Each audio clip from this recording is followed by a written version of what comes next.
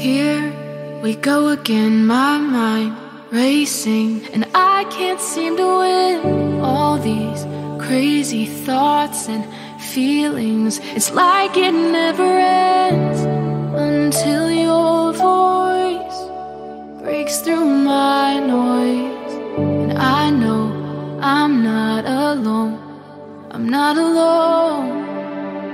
You will fight my battles if I will just be still. Why would I keep running when you're right here? I'll just be quiet, let you speak through the silence.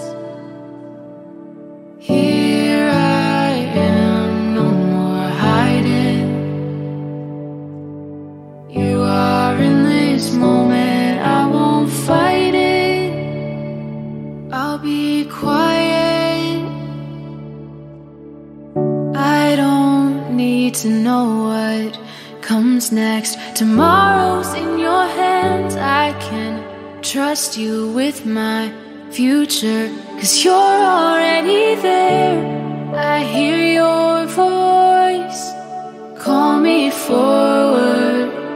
I know I'm not alone, I'm not alone. Away with the distractions, I wanna hear what's true.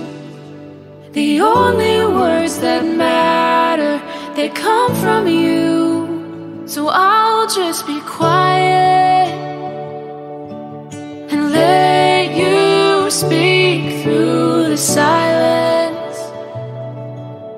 Here I am, no more hiding. You are in this moment, I won't fight it.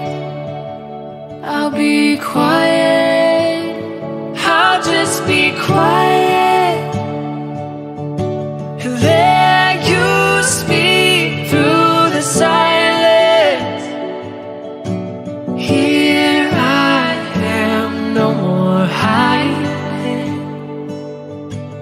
You are in this moment, I won't fight it. I'll be quiet, quiet. God, you're here in the silence. Here I am, no more hiding. You are in this moment, I won't fight it. I'll be quiet.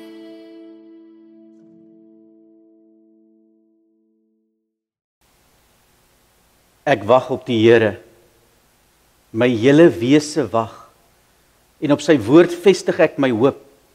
My hele wese wag op my Heer, meer as wagte op die môre, ja, wagte op die môre. Nader my God by U, nader tot my,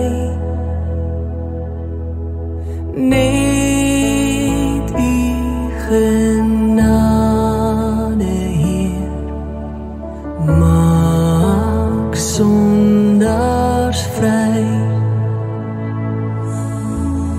Dan sal my lief steeds bly nader my God by U, nader my God by U, steeds nader.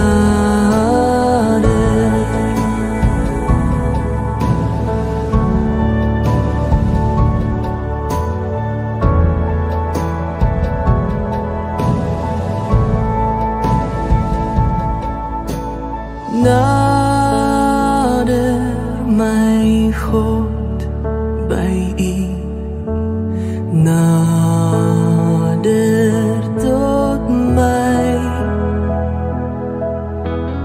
laat al my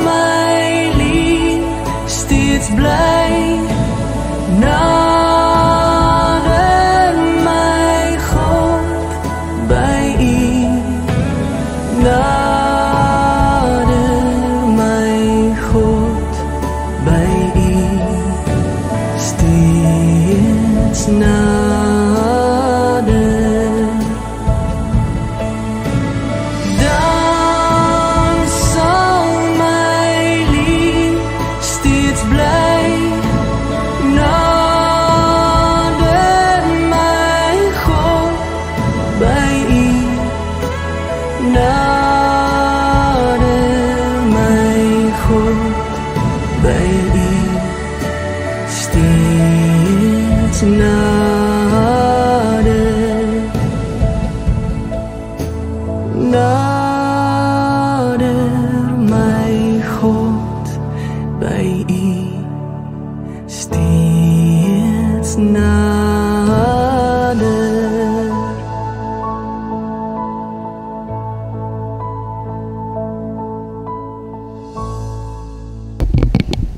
Matteus en Shamaine wat daar sit.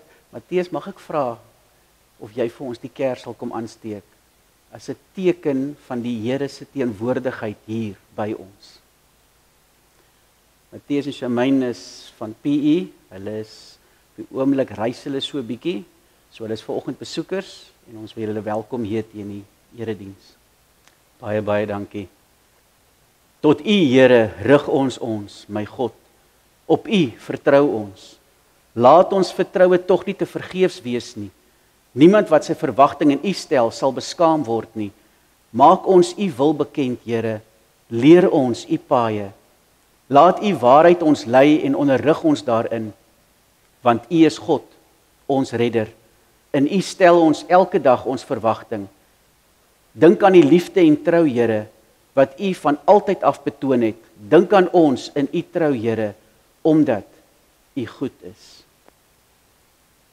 Broers en susters, hy wat al hierdie dinge bevestig, sê ja, ek kom binnekort. Laat dit dan so wees. En kan ons sê, kom Here Jesus, kom. Mag die Here se genade en vrede met elkeen van ons wees, ook hier waar ons nou by mekaar is in sy teenwoordigheid. Amen. Ek wil vra dat ons sal staan en dan sing ons lied 492 verse 1 en 2 wat sê in U is vreugde, vrede en vreugde. Wanneer 'n mens nader tot die Here, soos ons in die begin gehoor het, I'll just be quiet. Ek sal net stil wees. En het ons gesê nader my God tot U. Beloof hy wie tot my nader, ek sal tot hom nader. Maar wanneer ons tot God nader, dan is dit 'n gevoel wat die binnekant is wat moeilik is om te verstaan, want in die een deel is jy baie opgewonde en in die ander deel is jy half bang. Want daar's vrees wat 'n mens oorval wanneer jy in die teenwoordigheid van die heilige God is. En wanneer ons naby hom kom, dan word ons aangekla van ons sonde. Maar die Here is die een wat ons vryspreek en ons sê, kom. Hy bly nooi. En wanneer ons hierdie lied sing, hoor dan die Here se woorde wat jou nooi en sê, kom. Kom ons maak die saak met mekaar reg. Al was jou sonde so rooi soos purper, ja skarlakenrooi, sal ek dit wit maak soos sneeu, ja, so wit soos wol. Kom ons staan dan en ons getuig dat by die Here is vreugde en vrede. En hy is die vredevors. Kom ons staan en sing lied 492 verse 1 en 2.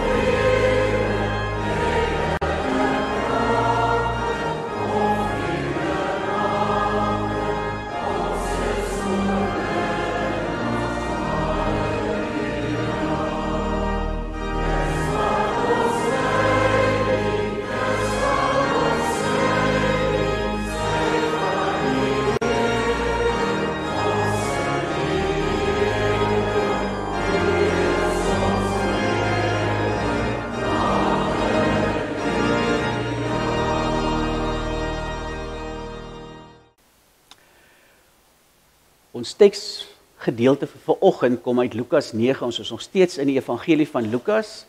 Verlede Sondag het ons Lukas 8 gelees en nou is ons by Lukas 9 en gaan hierdie gedeelte grootliks oor die eise van disippelskap. En ons gaan vanoggend dan uit die 83 vertaling uitlees. Dit gaan op die bord verskyn. En die res van die tekste sal ook dan uit die 2020, maar ook Bybel vir almal wees. Maar alles sal op die bord verskyn. Ek wil vra as jy dan nou die Bybel so oop het op jou skoot, dat jy net nou op die oomblik net rustig sal raak en die Here sal toelaat om ons voor te berei vir sy woord. Kom ons sluit die oë. Here,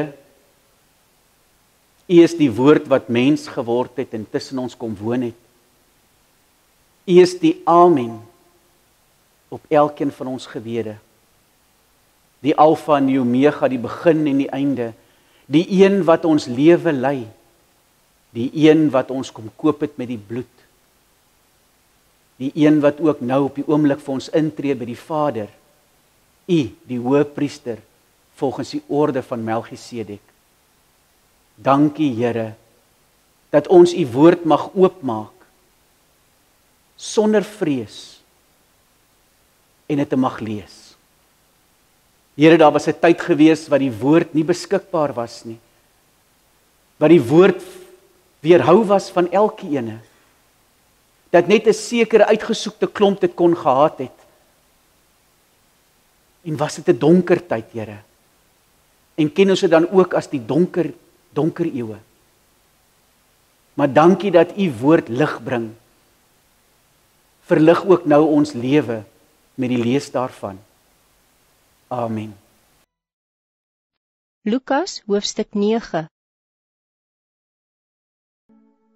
Toe die tyd nader kom dat Jesus in die hemel opgeneem sou word, het hy vasbeslote die reis na Jerusalem begin en boodskappers voor hom uitgestuur.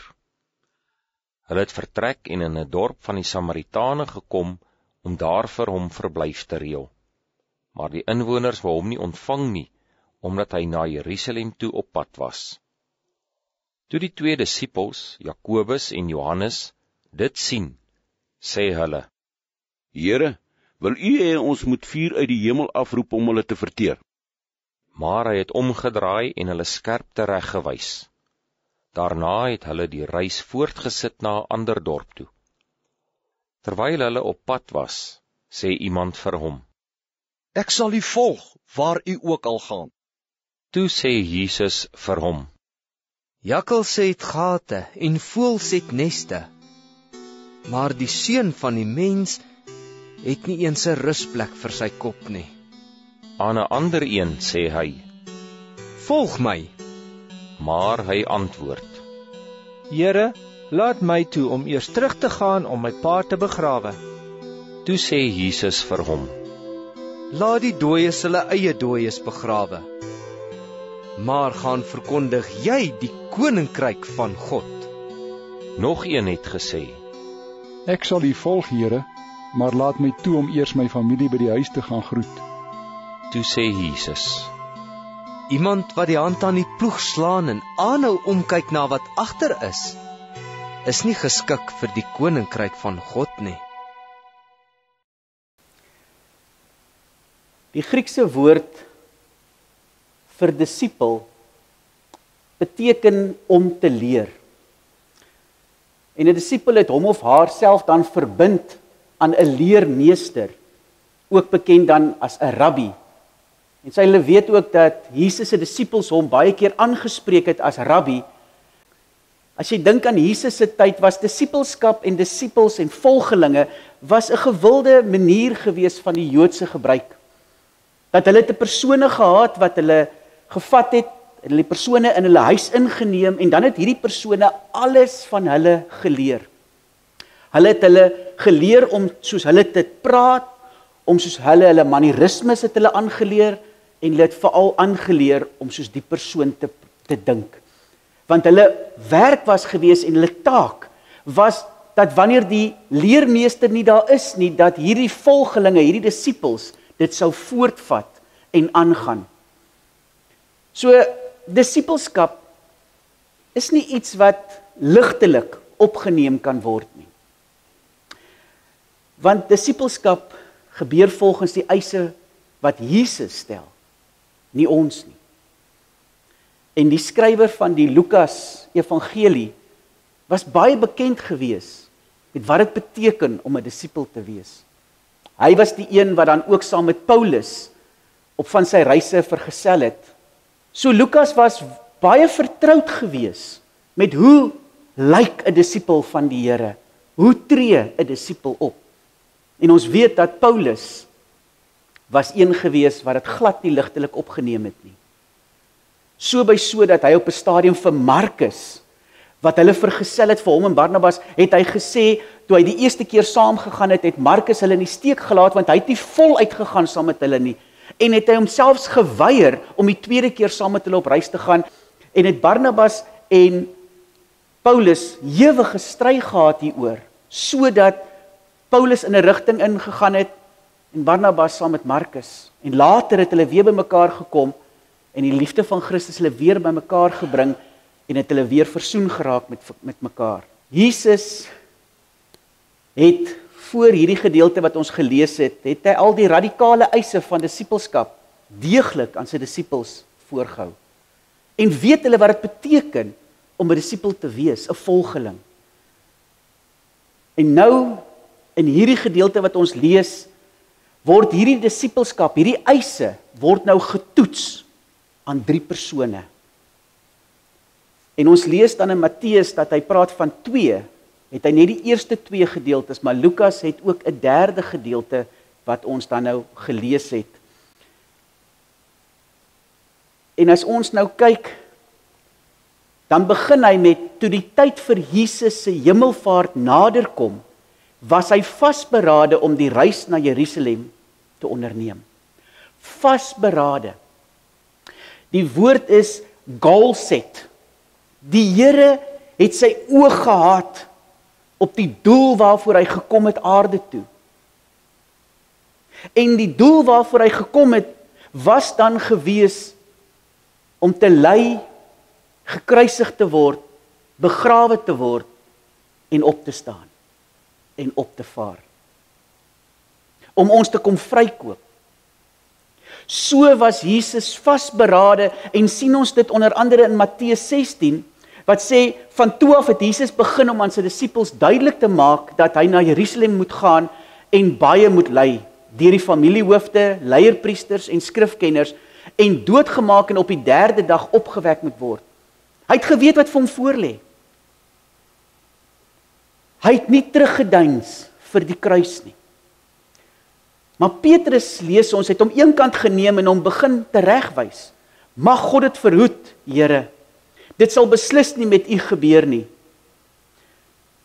Maar hy, Jesus, het omgedraai en vir Petrus gesê, gaan weg agter my, Satan, jy is vir my 'n struikelblok. Jesus was gedetermineerd om te doen waarvoor die Vader hom gestuur het. En hoor ons ook in die woord dat hy tot die dood toe gehoorsaam was. Ons lees hier dat Jesus op pad is na Jerusalem, maar nou beweeg hy deur die plek, naamlik Samaria. Ons lees dat hy boodskappers voor hom uitgestuur en hulle het vertrek en by 'n Samaritaanse dorpie aangekom om daar vir hom voorbereidings te tref. Nou, as ons kyk op die kaart, die blou gedeelte is hoe die Jode normaalweg gereis het om Samaria. Jesus se reis gaan deur Samaria. Jy sien, om in Jerusalem te kom, kies Jesus die kortste pad. En nie soos die Jode van Galilea gewoonlik gedoen het nie. Hy neem die korter pad deur die Samaritaanse dorpe, dit wat vermy was. Want die Samaritane en die Jode was vyandig gesind teenoor mekaar. Hulle het nie om dieselfde tafel gesit nie. Hulle het mekaar nie as broers en susters geag nie. En dis daarom nou dat Jesus boodskappers vooruitstuur om vir hom plek gereed te maak. Jy sien die fete wat begin het tussen die Jode en die Samaritane, moet ons terugvat. En hoor ons dat destyds toe die Jode, toe Israel weggevoer is in ballingskap, het daar 'n groep agtergebly. En ons hoor ook dat hulle Samaritane gevat het om tussen hierdie Jode te kom bly. Later van tyd het hulle met hierdie Jode ondertrou en het die Jode ook hulle gebruike begin aanneem.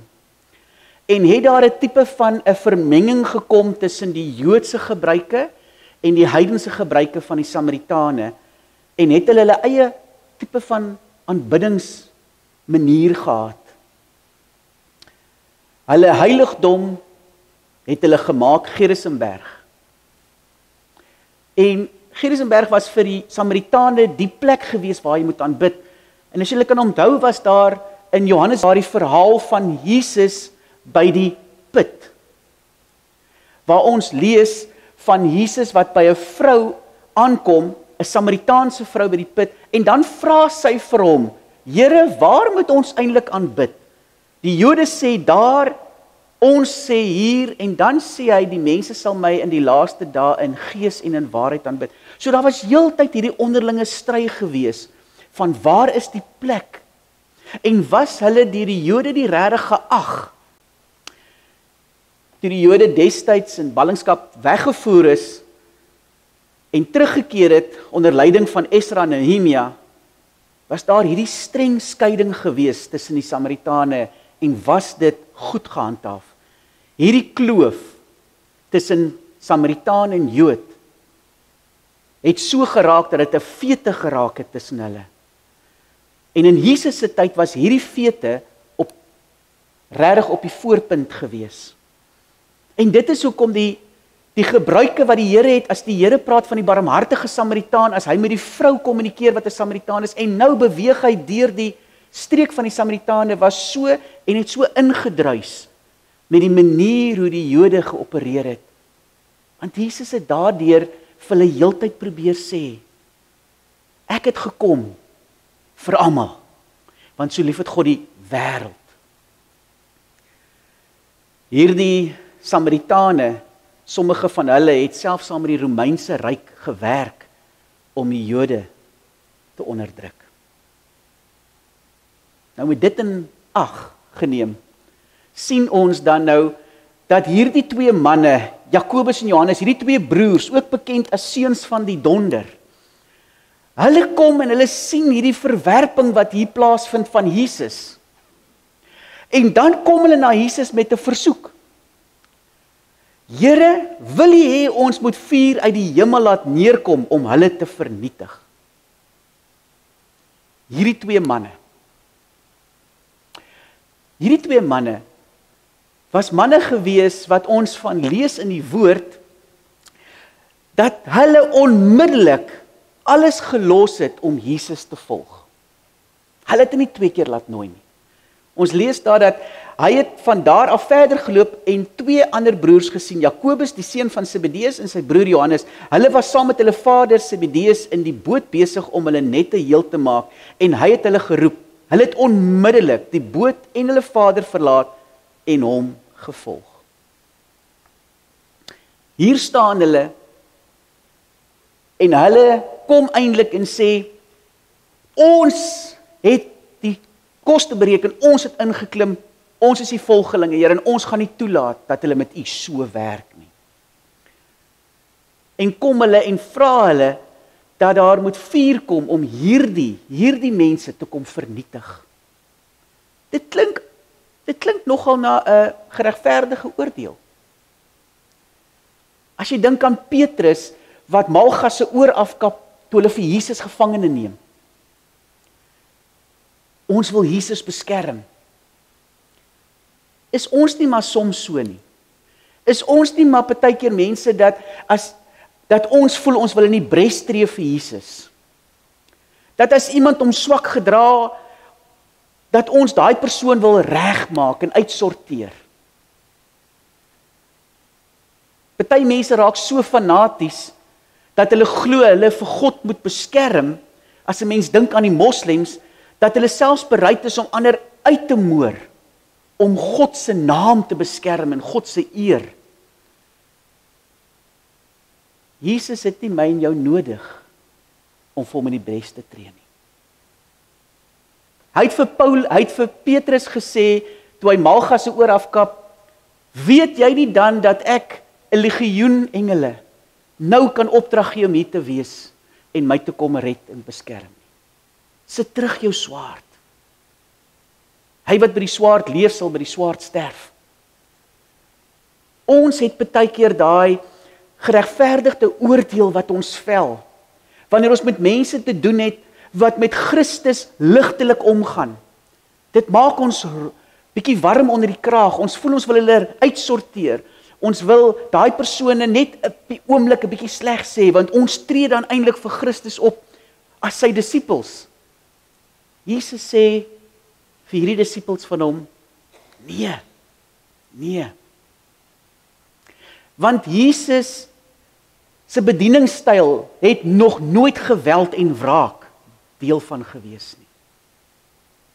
Hy is die een wat by die bergrede gesê het, moenie oordeel nie, sodat julle nie geoordeel sal word nie. Want met die oordeel waarmee julle oordeel, sal julle geoordeel word, en met die maat waarmee julle meet, sal vir julle afgemeet word. Jesus gedetermineerd om te doen waarvoor die Vader hom gestuur het. En is hy wat ons nou saam nooi, kom saam met my, en ek sal jou lewe verander, ek sal jou visser van mense maak. Dis hy wat ons saam nooi, op die pad waarop hy is.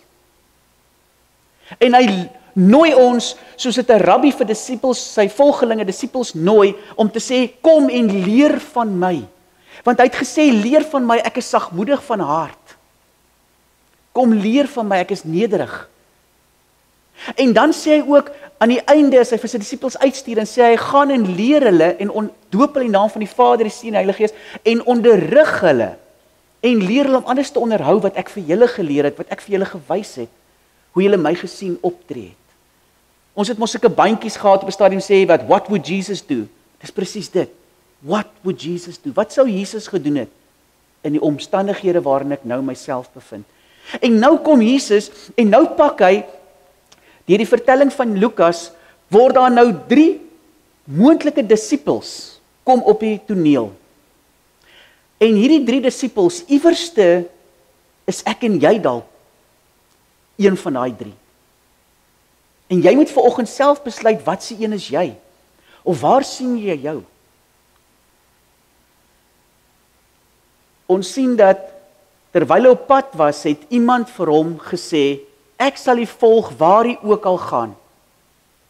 Ek sal u volg waar u ook al gaan. Jy sien, Lukas, as hy hierdie 3 persone vertelling het van hierdie 3 disippels wat na vore kom, dan is hy besig om vir ons iets ook te leer oor disippelskap deur hierdie vertelling.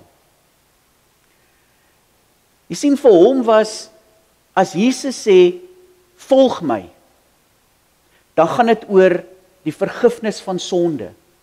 Want as Jesus jou nooi hy jou om jou lewe te verander, om te los waarmee jy besig is, om die ou mens te los, en hy jou nuut wil maak. Wanneer hulle die vrou na hom toe bring wat in oorspel gepleeg is, en sê vir haar, ek oordeel jou ook nie, gaan en sondig nie meer nie. Volgelingskap is 'n uitvloeisel van vergifnis. Wanneer ek vergifnis ervaar en besef hoe die Here my kom vrykoop het, kan ek nie anderste as om hom te volg en hom te dien nie. Die Here sê ook, hy wat vergifnis ontvang het, en besef hoe ver jy verlore was, se blydskap en dankbaarheid is groot. Menende, dat wanneer ons dink aan volgelingskap, as ek en jy besef, waaruit Jesus ons kom vrykoop het, dat ek en jy geen aandeel gehad het aan die feit dat ons vandag onsself kan kinders van God noem nie, dan bring dit 'n dankbaarheid, maar dit bring ook 'n gewilligheid om te gaan en te doen wat die Here van ons vra. Hierdie man kom en hy kom en hierdie eerste disipel wat ons van hoor, kom bied homself aan. Here, ek sal U volg waar U ook al gaan. Mens hoor iemand wat nie die koste bereken nie. Iemand wat homself nie besef waarvoor hy hom inlaat nie. Jesus antwoord nie met baie dankie nie. Weet jy waarvoor jy jouself inlaat? Hierdie man het nie geweet nie. En Jesus, hierdie man, nie 'n idee het waartoe hy hom inlaat nie. Dat hy gesê het, ek sal U volg. En dan kom Jesus en Jesus met 'n vreemde manier tree op en sê, die jakkalse het gate en die voëls van die hemel neste, maar die seun van die mens het geen plek waar hy sy kop kan neerlê nie. Jesus sê vir hom dat om my te volg gaan ontberings bring oor jou pad. Jy gaan dalk sonder heenkome wees. Jy gaan elke dag moet kies. Dit gaan nie maklik wees nie. Om my te volg is nie maanskyn en rose nie. Dis nie maklik om agter Jesus aan te loop nie. Vir ons hier in Suid-Afrika, hier in Piketberg is dit maklik. Ons het nog nie 'n idee wat dit beteken om vir ons geloof vervolg te word nie. En dis wat Jesus sê, hierdie man om sê, hier is ek sal U volg. Dan sê hy, bereken die koste. En ons sien iets daarvan in Lukas 14. In Lukas 14 sien ons dat die opskrif is die eise van disipelskap en sê 'n groot menigte het saam met Jesus gereis. Hy draai toe om en sê vir hulle, as iemand na my toe kom, kan hy nie my disipel wees nie, tensy hy afstand doen van sy eie vader en moeder en vrou en kinders en broers en susters, ja selfs van sy eie lewe. Iemand wat nie sy eie kruis dra en agter my aankom nie, kan nie my disipel wees nie. En dan gaan hy verder, hy sê, wie van julle wat 'n gebou wil oprig, gaan nie eers sit en die koste bereken, om te sien of hy genoeg geld het om die werk te voltooi nie. Anders as hy die fondament gelê het en nie in staat is om die gebou te voltooi nie, sal almal wat dit sien met hom die spot begin dryf. Hulle sal sê, hier is 'n man wat begin bou het, maar nie kon klaarmaak nie. Of watter koning wat met 'n ander koning in oorlog betrokke raak, sal nie eers gaan sit en oorweeg of hy met sy 10.000 man sterk genoeg is om die ander een teen te staan wat met 20.000 teen hom optrek nie. Anders stuur hy 'n afvaardiging om vredesvoorwaardes te vra terwyl die ander een nog ver is. So kan niemand van julle my disipel wees as hy nie bereid is om van al sy besittings afstand te doen nie. Dis nie maklik om Jesus te volg nie. In die eerste ene hoor ons 'n persoon wat homself aanbied. In die tweede ene hoor ons Jesus wat iemand nooi, volg my. Jy sien, terwyl die eerste disipel oorgretig was om 'n navolger te word, was die tweede een presies die teenoorgestelde. Die tweede voorgenome disipel was waarskynlik een van Jesus se bewonderaars. Hy was die een wat tussen hulle deur beweeg het en gesien het die wondertekens wat Jesus doen. En hy was beïndruk. En nou sê Jesus vir hom, volg my. As hy vir hom sê, volg my, hoor ons dat hy sê, Here, laat my toe om eers my vader te gaan begrawe. Jy sien, die man is nie onwillig om Jesus te volg nie, maar hy vra eers verlof om sy vader te gaan begrawe, wat nie onredelik klink nie. Dit klink edel. Dis 'n regtig edele versoek. Jy sien, wanneer Jesus vir hom sê, laat die dooies begrawe, dan sê Jesus vir hom, jou prioriteite is nog nie reg nie. Wat hy daarmee bedoel van, laat die dooies begrawe, en sê hy, laat die wat geestelik dood is, laat hulle voortgaan om daai werk te voltooi. Jy wat die lewe gesmaak het, volg my. Hierdie gedagte van die laat die dooies begrawe, is nie iets wat onbekend was nie. Dit is reeds al in die wet van Moses, lees ons daarvan, dat die hoëpriester en 'n Nasareer vrygeskel was. Hy was kwytgeskel van begrafnisse, selfs vir familie, want hulle mag nie naby iemand gekom het wat dood is aan 'n lijk nie, dan is hulle onrein verklaar. So as Jesus vir hom sê, laat die dooies begrawe, dan sê Jesus vir hom, die verkondiging van die evangelie, die verkondiging van die koninkryk van God, moet voorop wees. Dit is belangriker as selfs die plig, wat deur jou tradisie, wat deur jou omgewing jou opgelees, dis belangriker. Ek moet belangriker wees. Ek moet die belangrikste wees in jou lewe. En dan hoor ons 'n volgende persoon. Hierdie derde persoon, hy sê, hy is ook gewillig om vir Christus te volg, maar net nie onmiddellik nie. Hy wil eers verlof vra om sy familie te gaan groet. Hy sê, Here, ek sal U volg, maar laat my toe om net eers van my huismense afskeid te neem.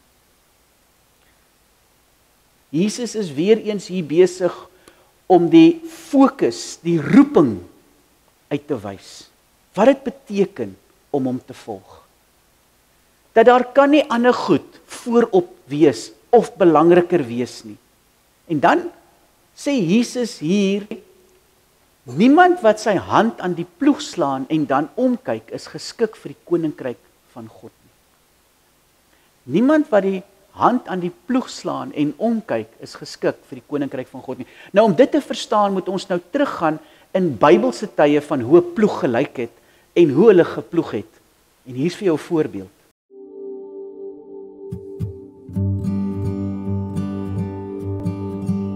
I used to plow cornfields on my grandfather's Wisconsin farm. And I got to tell you, the plow that I used looked nothing like this. But in reality, this plow, the scratch plow of Bible times, a lot harder to use than the one that I did. Of course, it was attached to a draft animal. So part of my attention was to focus on the direction and speed of the animal pulling this. I also have to be careful about the lateral pressures I put on this. Notice how unstable this thing is? It's like a one-legged stool. You've got to be very careful about where you position this, because once the draft animal gets going in a direction you don't want it to go, it can pull the plow around like this and damage it as well. En dis hoe dit lyk in aksie.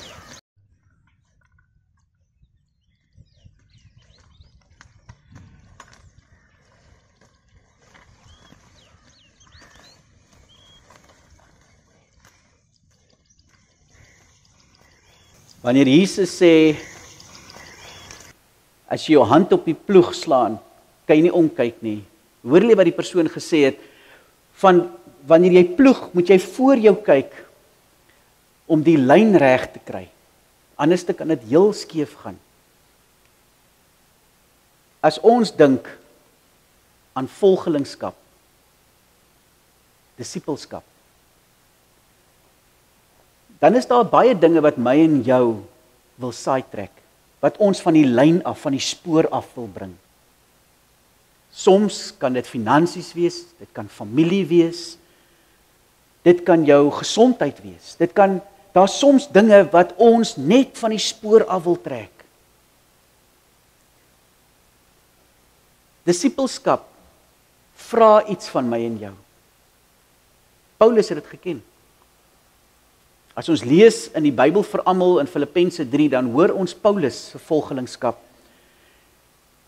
Hy sê, ek kan praat oor baie dinge in my lewe. Ander mense dink hierdie dinge kan 'n mens red. Hulle dink hulle kan praat oor baie dinge in hulle lewens, maar ek kan oor baie meer praat. En dit het gegaan oor die mense wat gepraat het oor die volhoubaarheid van die wet, en dat hulle gesê het, hulle is deur die wet gered en alles, en hulle is iets. En dan sê Paulus, wel, As ek moet begin soos julle dink en ek begin ook nou aards dink en wêrelds dink, dan kan dit ek baie meer om oor te roem as julle. Hy sê my ouers het my laat besny toe ek 8 dae oud was. Ek behoort aan die volk Israel, ek behoort aan die Benjamin stam. Ek is 'n ware Jood en ek was 'n Fariseer wat alles gedoen het wat die wette sê. Hy sê, so as ons nou begin nou kom en ons begin nou praat van wie se CV lyk die beste, kyk hoe lyk myne. Die Joodse godsdienst was vir my so belangrik dat ek die kerk van God wou verwoes. Ek het gedink dat God my vryspreek van my sonde, want ek het alles gedoen wat die wet sê. Ja, ek het gedink dat hierdie dinge is baie belangrik, maar ek het in Christus begin glo en toe het besef dat alles beteken niks. Ek weet nou die belangrikste ding in die lewe is om Christus Jesus, my Here, te ken. Al die ander dinge beteken niks.